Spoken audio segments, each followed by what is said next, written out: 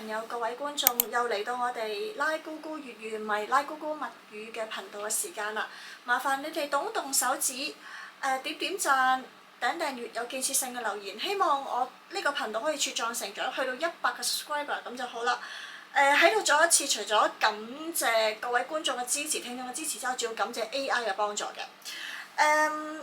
推車酒樓同呢個涼茶鋪盛載住香港人嘅味道同埋人情味，但係高嘅租金、人手嘅短缺同埋消費嘅習慣轉變之下，好多老字號正默默離場啊！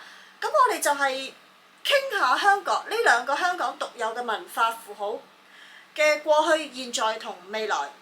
咁以前喺街頭巷尾推車傳統嘅推車酒樓同埋涼茶鋪，大家香港人咧都係日常生活一部分。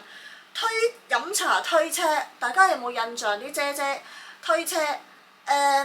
煎腸粉、煎蘿蔔糕、芋頭糕，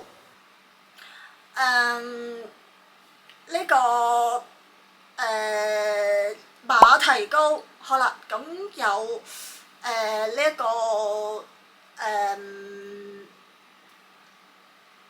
呢個灌湯餃啦，有呢一個西瓜盅，哇！踢爆年齡嘅時候啦，西瓜盅大家有冇印象呢？同埋頭先我噏咗，梗係唔記得咗西瓜盅，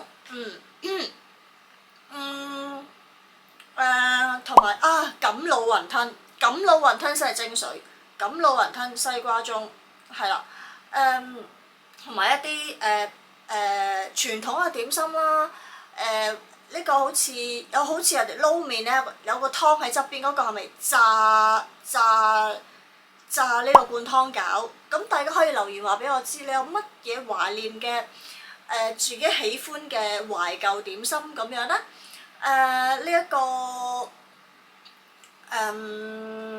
嗰啲好似人哋又唔係反沙芋，但係甜嘅黃色嘅嗰個甜品嚟嘅，大家係啦，同埋一啲好似鵪鶉蛋裏邊嗰啲係咪嗰啲叫粉卷定唔知？總之有隻鵪鶉蛋喺度咯，但我唔記得咗咩點心咯。大家有乜嘢懷舊嘅點心？大家可以同我分享一下㗎。同埋熱辣辣嘅大同壺煲嘅24味，咁大家有陣時咧去公和堂門口咧，咪有兩個一啲好似好大嘅鐵桶裝住啲中藥。好似公和堂係旺角啊，銅鑼灣執過一間，但我唔記得咗係咩名啦。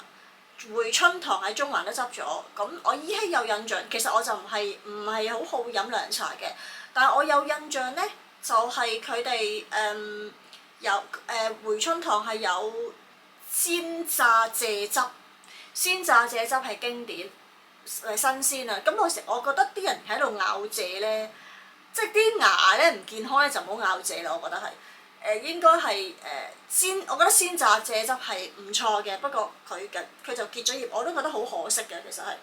咁而家好多老字號咧，就因為結業潮慢慢消失。咁其實呢啲唔單止係食肆啦，更係我哋嘅集體回憶嘅文化符號。咁大家覺得呢啲傳統值唔值得留低咧？我覺得係非常之值得留低嘅。之前喺上環嘅蓮香鋪。其實佢個位置咧，以前個蓮香樓嘅鋪頭嘅位置咧幾撩楞嘅，咁但係而家搬咗喺上環電車路嗰頭咧，我又覺得幾方便喎，有地鐵喺度。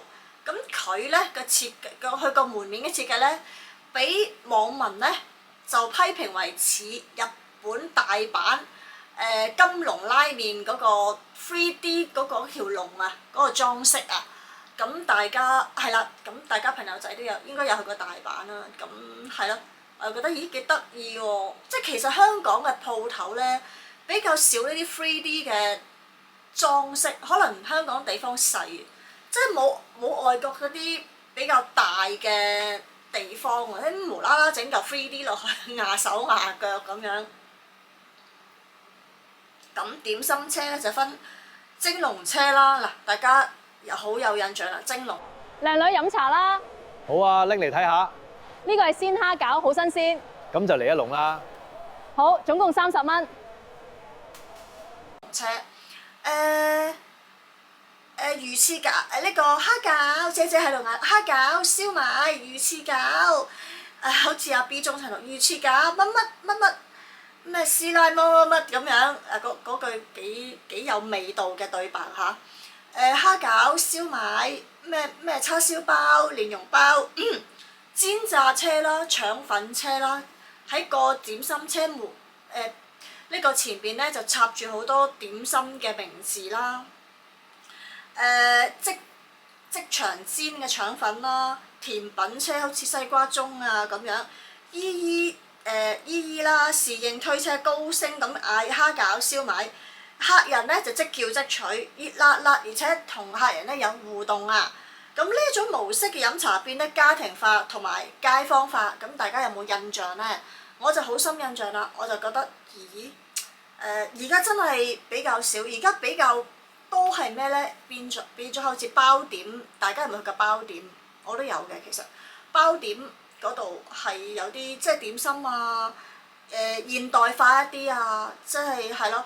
咁而家就比較進化咗去現代化嘅點心咯。咁就傳統嘅推車就真係買少見少啊！咪仲有上環蓮香居啊！上環，但係佢而家改咗名，我唔記得咗佢個中文名係咩啦。都嗱，佢我冇上過去，佢係咪點心推車呢？就真係唔知啦。咁推車係需要好大空間啦，租金同人手嘅上升啦，同埋而家消費習慣已經改變咗。年輕人中意 QR code、Foodpanda 叫外賣送上嚟 Foodpanda。快靚正打卡風，北上消費同埋外賣流行啊 Foodpanda 呢個係啦，咁我諗大家朋友仔都會有呢一個外賣嘅情況發生啦。勞工短缺啊，點心同埋推車姨姨都老化啦，後繼無人。咁好多店鋪結業啦，名都啦嚇，我都好可惜名都。仲有一啲保留傳統推車仔嘅酒樓嘅，即係少數咯。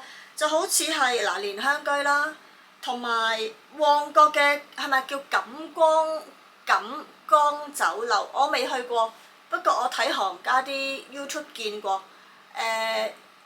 係一啲好傳統嘅錦江酒樓啊。係啦。咁推車嚟到作賣點啦。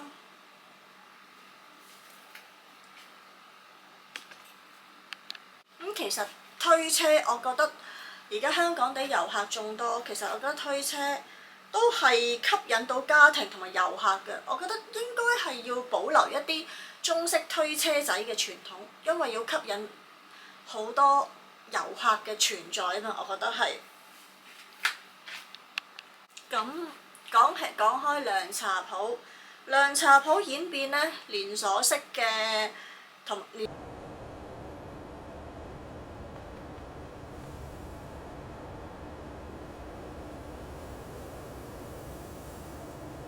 鎖式嘅改變啦，同埋現代化啦，喺即係都比較少有傳統嘅呢個涼茶鋪出現，多數你都會見到係連鎖式嘅呢個店鋪啦，便利店啊，連鎖式嘅便利店有好多現代嘅涼茶一支支售賣啦。係啦，超市啊、便利店都買又方便啦，同埋有啲年輕人中意養生啊，有啲低糖啊、無添加啊，你而家賣廣告都好興啊，無添加啊、無糖啊嗰啲。龜苓膏咧都改變係龜苓膏雪糕，我未見過。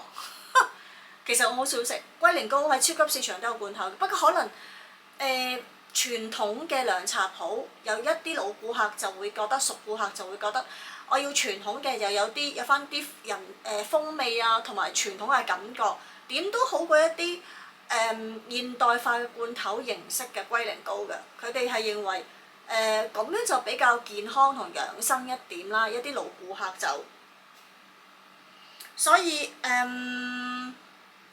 大量嘅商業化，便利化產品，咁令到形式啊更加靈活啦。咁呢一個呢，就係香港好多老行業共同嘅命運適應先可以生存到㗎。